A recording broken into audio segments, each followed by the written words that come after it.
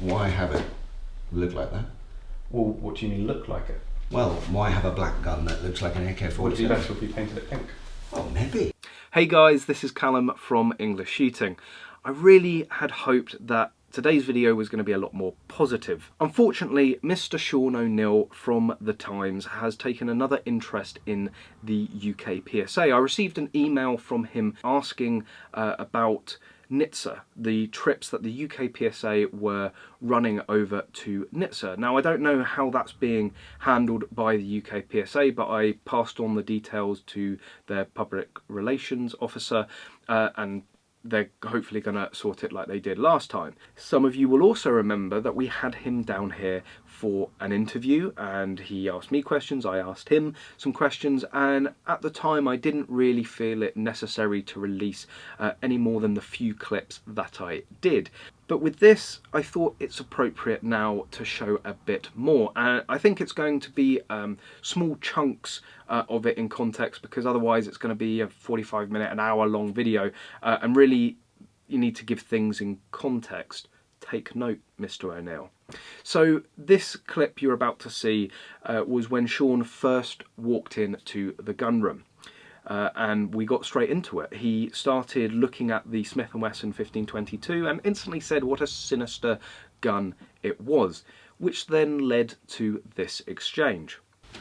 They're quite sinister looking things, some of them. Some people are quite sinister looking.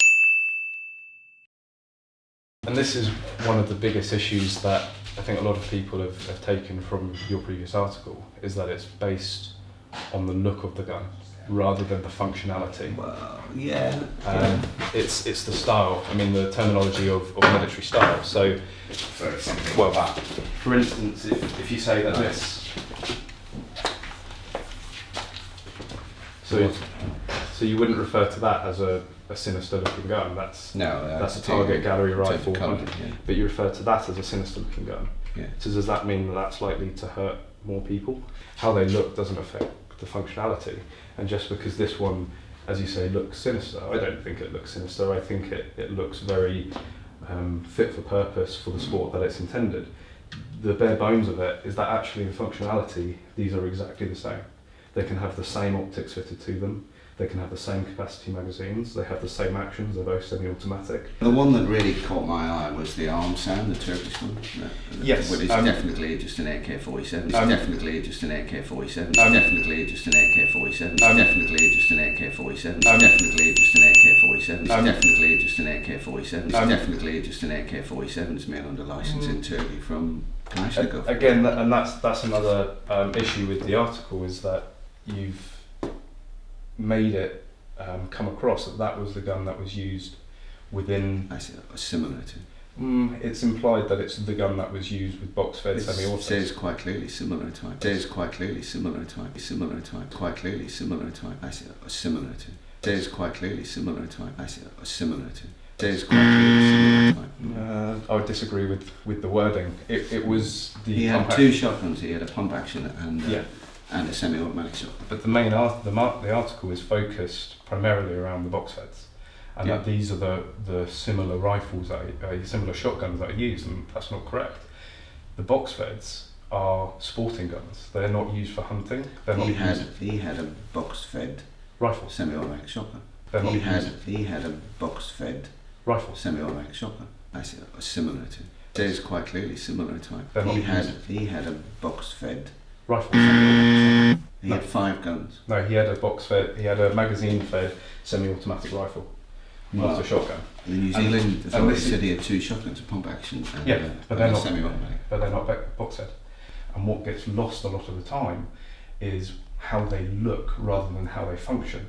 So you pick a box-fed shotgun because. And I feel it's been picked for that article because, as you refer to it, it looks the most sinister. As a layman, I look at some of those videos of people doing practical shooting, sort of jumping in around doors and shooting through windows and things, and I think they're pretending, it's like you're pretending to be in a SWAT team or something. No, that's how it's perceived, and this is the issue. Perception is important, if you to keep a sport. It's very important, going, and that's why there's such an issue with the perception of making people believe that it was box feds used within the mass shooting in New Zealand.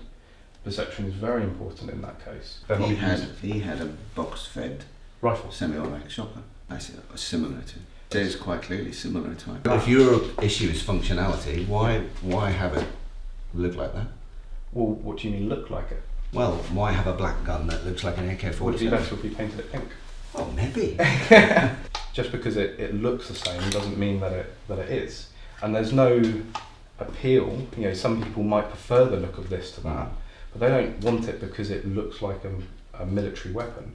They want it because it's more fit for purpose. As I said, this is actually a far more accurate gun. But it does the same function if it's pink. Absolutely. But you're saying that if it was pink you wouldn't mind. So I'm not saying that. would it be better if we painted it pink? Oh, maybe. Would it be better if we painted it pink? Oh, maybe. But you're saying that if it was pink you wouldn't mind. So I'm not saying that. would it be better if we painted it pink?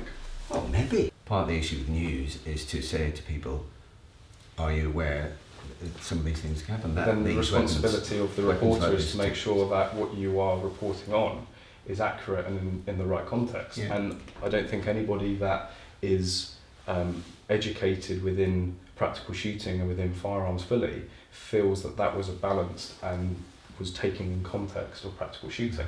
It gave a very negative spin towards it because you're trying to compare a gun that wasn't used in the shooting to the shooting. That's instantly going to say, well, most people are going to come away from that article thinking that the Armsan was the gun that was used. Well, and that's completely wrong. I don't say that.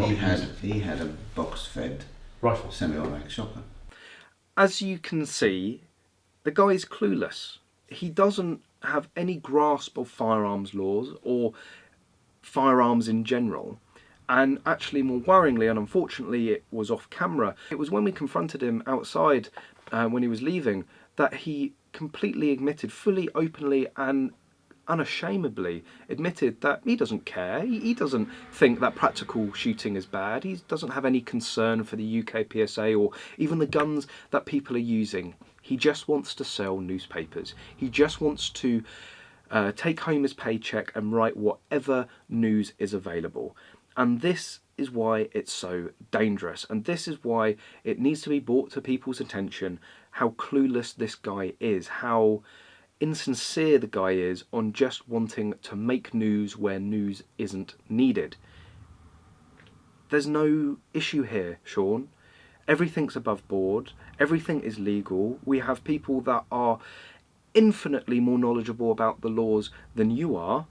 You don't need to try and create mass hysteria around guns, which is so easy to do. You must be having a slow news day, that you have to come and pick on practical shooting and the UKPSA. If you want to continue, as I said, I've got an hour and a half of interview where I think you're going to come off a lot worse. So stick to things you actually know about. We know what we're doing. There's no cause for concern. And all you're going to end up doing is just exposing how unprofessional and clueless you really are.